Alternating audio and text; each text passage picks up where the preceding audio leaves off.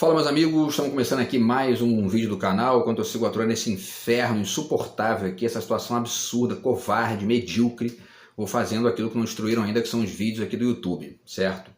No vídeo de hoje o tema vai ser as ilhas de alienação do individualismo brasileiro, tá? Um esboço da questão, eu estou aos pouquinhos aqui desenhando, enfim, né, reflexões sobre o que está acontecendo no Brasil, nos últimos anos, aí, na última década, na verdade, e articulando isso com questões históricas e com questões também conjunturais aí do que a gente está vivendo, e essa situação lá envolvendo essa figura bizarra que, enfim, se matou aí tentando explodir o STF, é apenas mais uma de várias, né, bizarrices que a gente tem vivido no Brasil atual e recente, e que, se por um lado tem esse traço aí muito bizarro e em algum nível patético, em outro é uma obra de arte, assim, né? Enfim, aberta, escancarada de uma série de, enfim, de problemas aí, de contradições da direita brasileira, e é importante a gente ir tentando desenhar isso, tá, o máximo possível, certo? Então o tema vai ser esse aí, as ilhas de alienação do individualismo brasileiro. Vamos falar um pouquinho sobre isso, tá?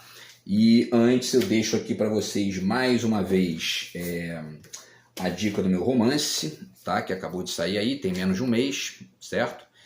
E você ganha também 2 marcadores de livro, tá aqui, tá? Você adquirindo aí o romance, você ganha 2 marcadores. E aqui também anuncio também o livro de poemas que saiu no ano passado, não consegui vender nenhum ainda por culpa dessa situação absurda que eu estou vivendo.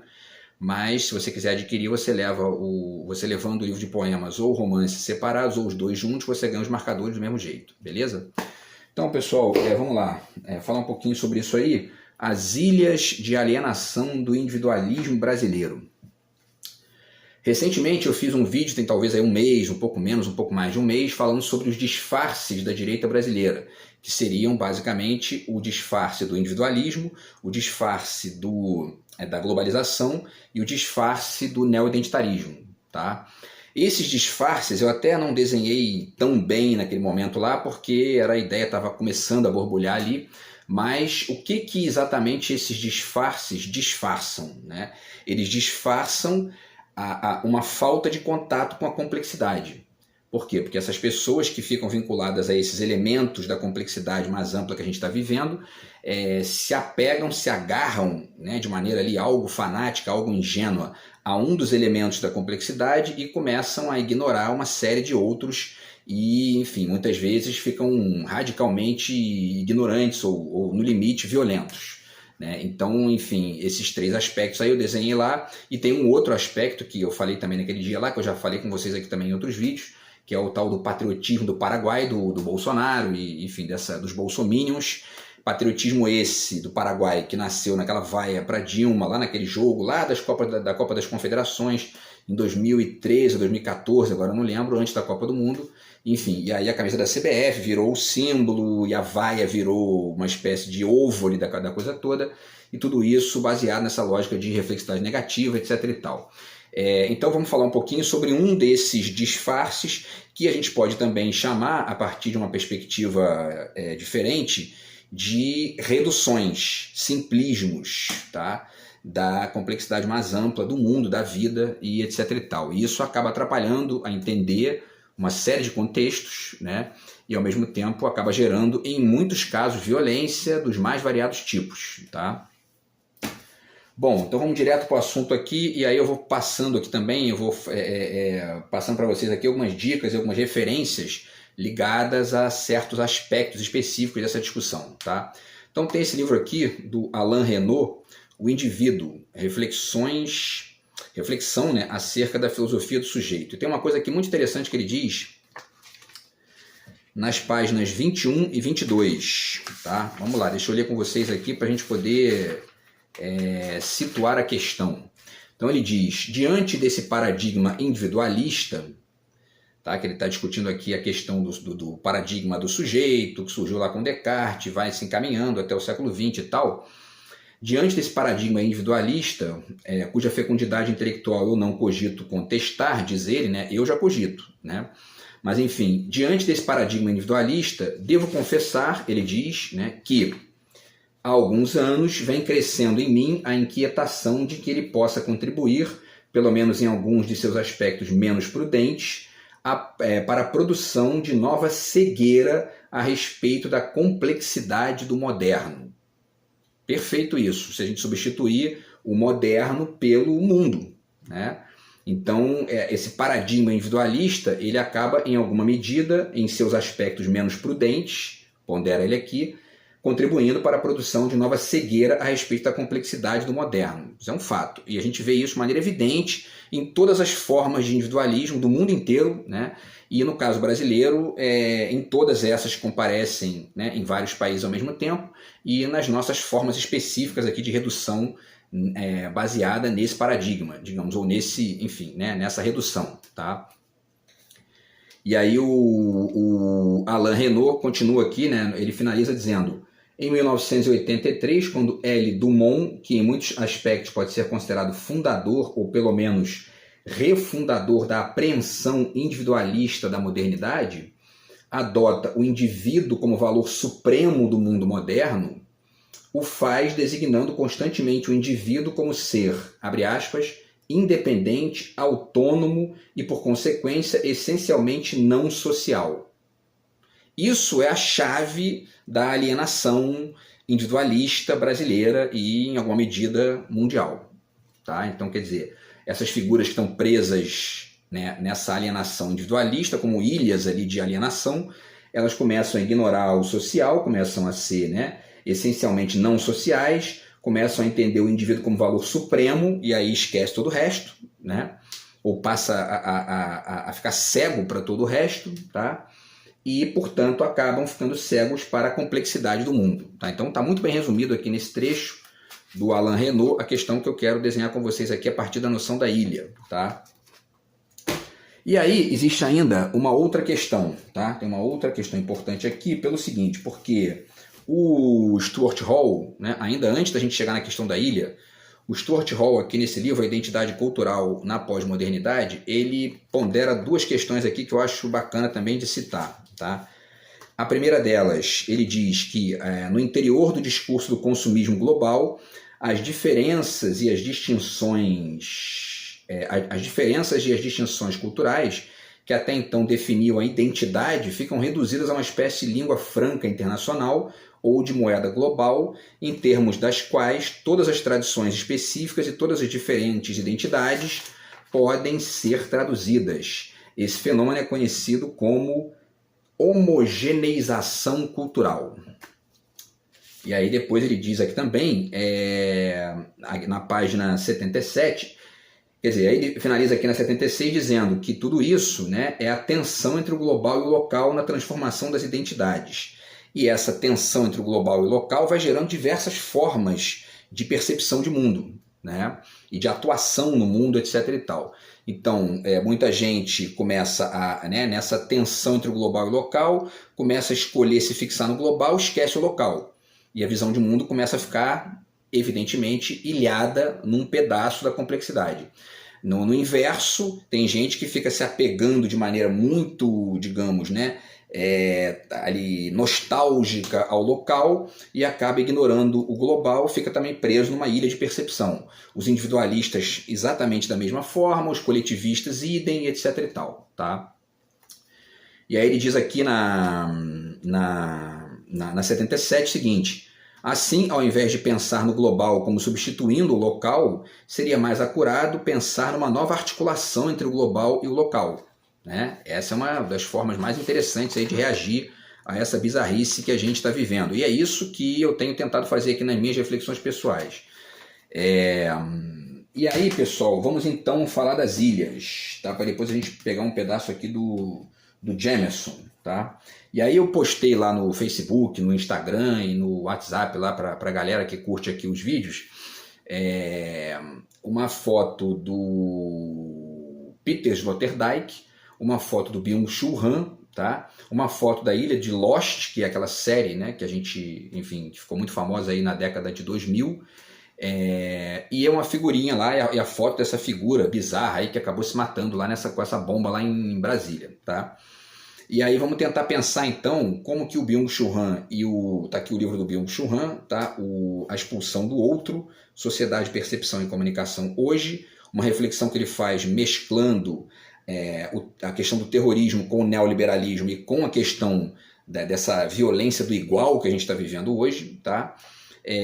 com uma questão levantada aqui pelo Peter Sloterdijk nesse livro aqui, tá? Para a gente poder tentar entender um pouco sobre essas ilhas de alienação do individualismo brasileiro atual, tá?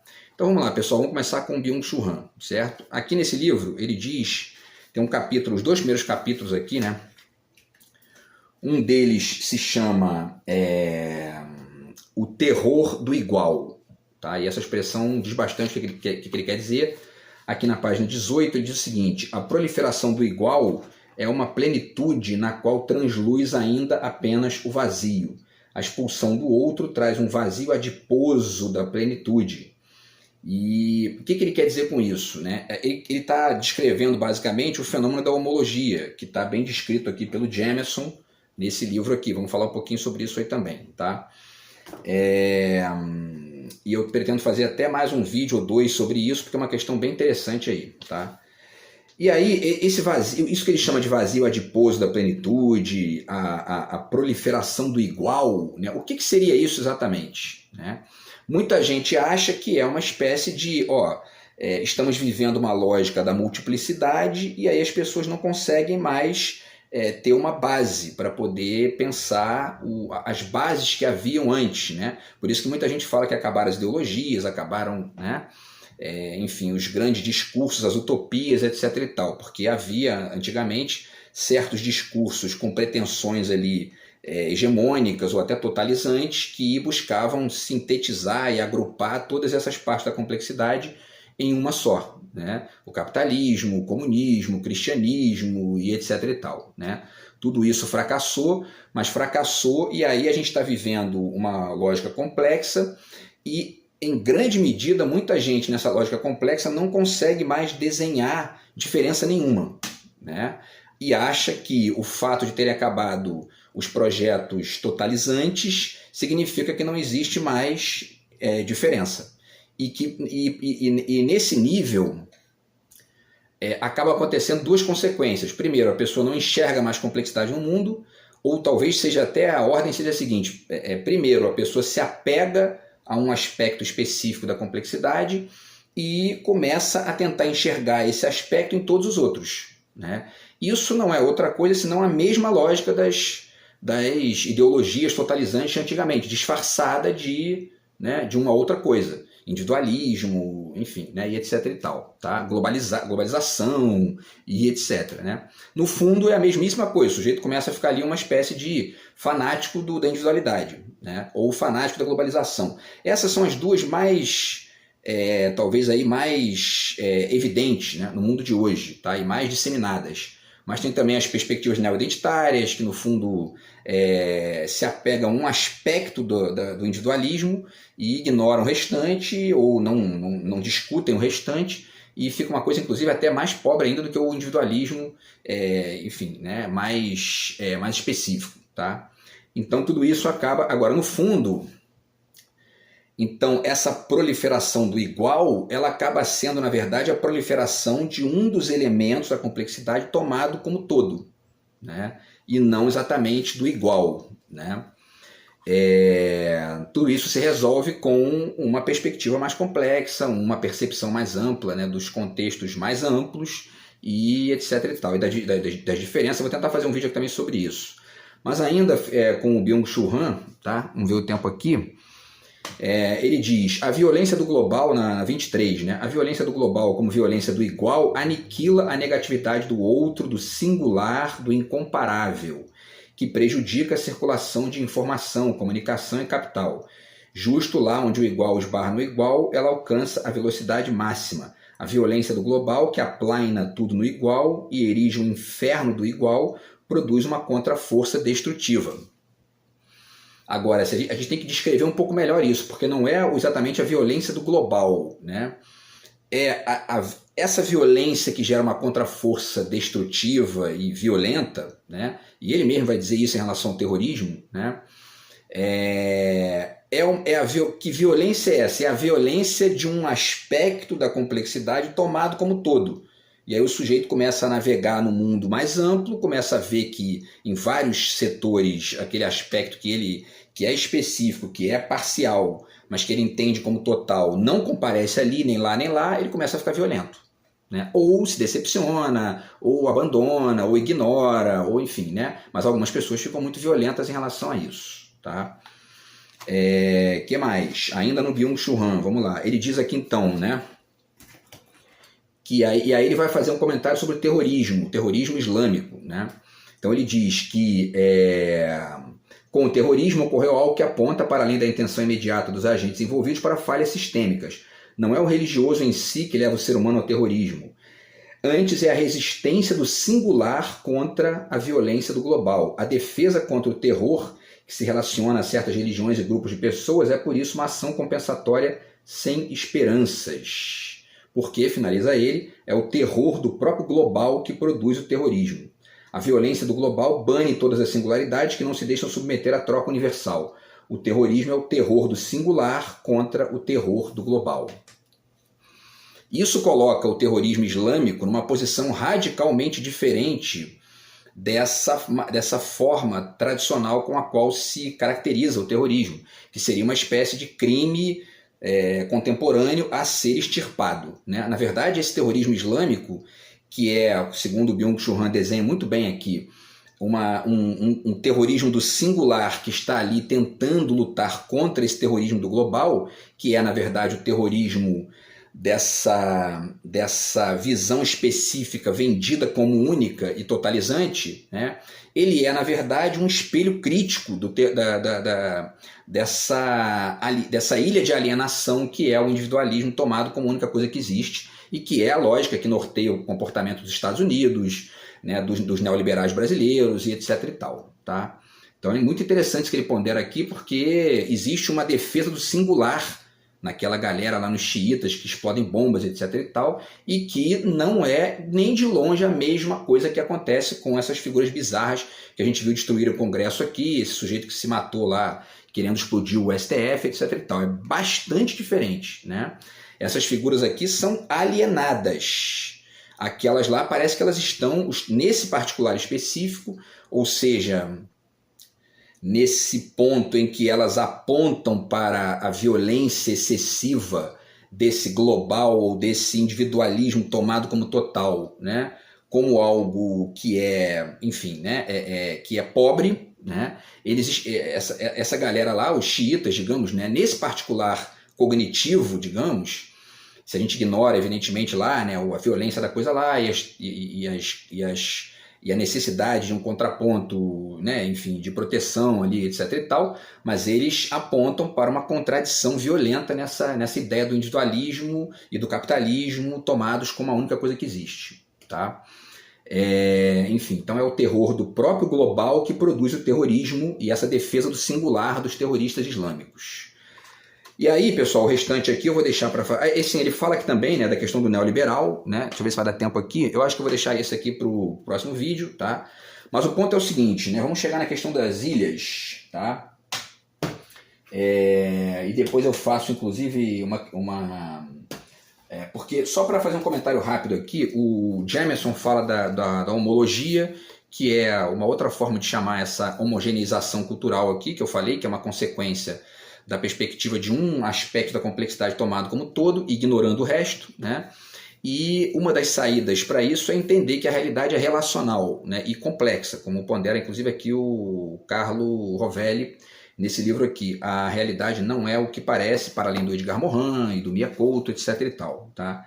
E aí, pessoal, tem a questão para a gente chegar nas ilhas, né, que esse é o tema do vídeo de hoje, as ilhas de alienação do individualismo brasileiro. Tá? Vamos pensar na ilha de Lost. Aqui, né? Tá aqui o seriado Lost, tá? Nesse livro aqui do Simone Regazzoni, que faz várias reflexões sobre a filosofia que existe ali e tal. É uma série bem legal, bem interessante. E aí ele diz o seguinte aqui, né? Ele chama a ilha de Lost de um lugar não localizável, tá? No qual vivem os sobreviventes e os outros que estão lá, né, e tal. E, de qualquer maneira, é uma ilha, por ser tão insólito, desconcertante e anormal, uma ilha deserta, que ele pondera. Está aqui na página 34.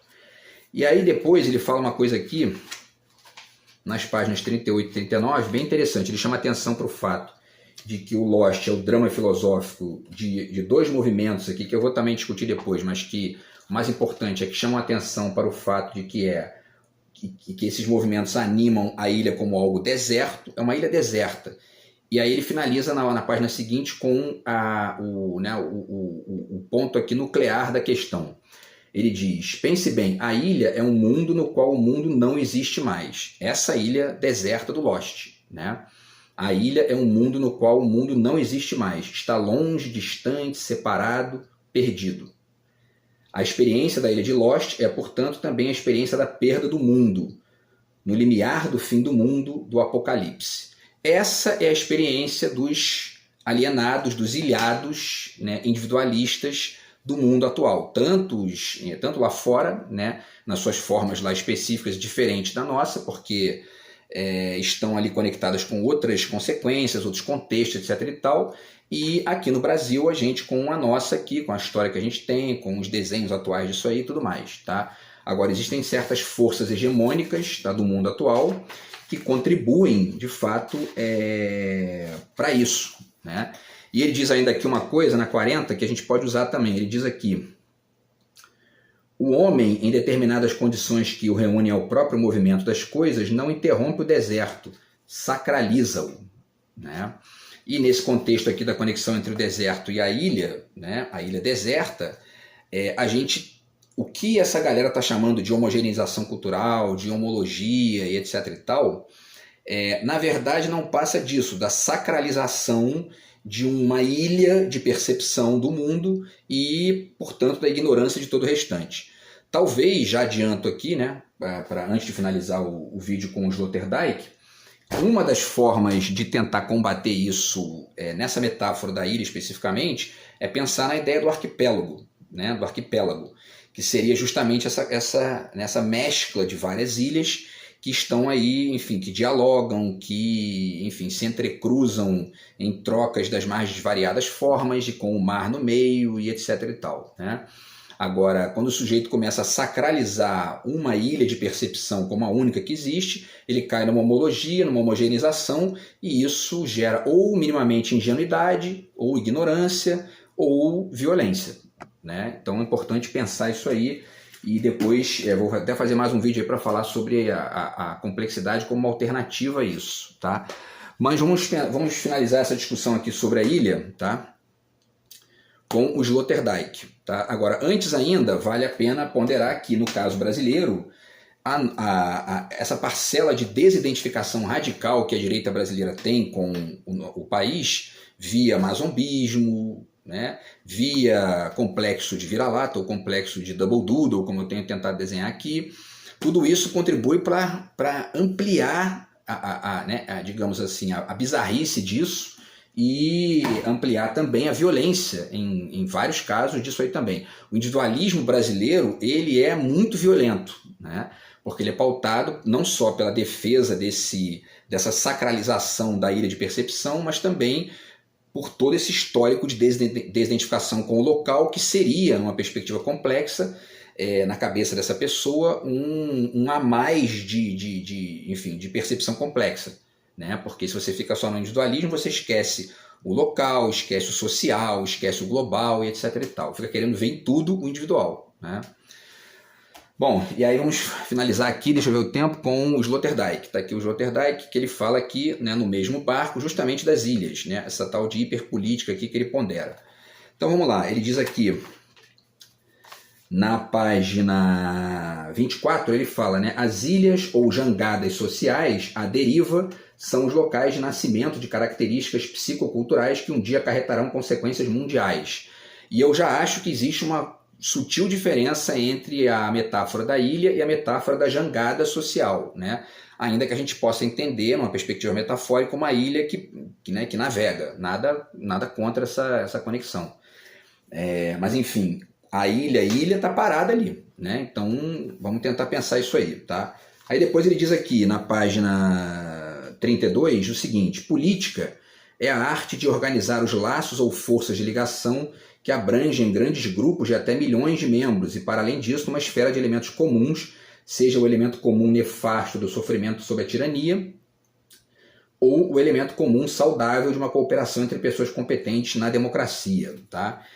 E aí, basicamente, ele, na verdade, quando ele desenha essa coisa das ilhas, né, nitidamente como uma espécie de saída que a humanidade está achando aqui para as figuras do grande, né, que ele chama, que seria o Estado, a nação, etc. e tal, porque ele está numa perspectiva nitidamente ligada a essa ideia da individualidade ou da experiência individual como a única que existe. Ele está, digamos, ele está nessa ilha de percepção alienada, ainda que esteja aqui desenvolvendo a questão de maneira um pouco mais sofisticada do que, enfim, do que pessoas que estão em outra relação com isso, né?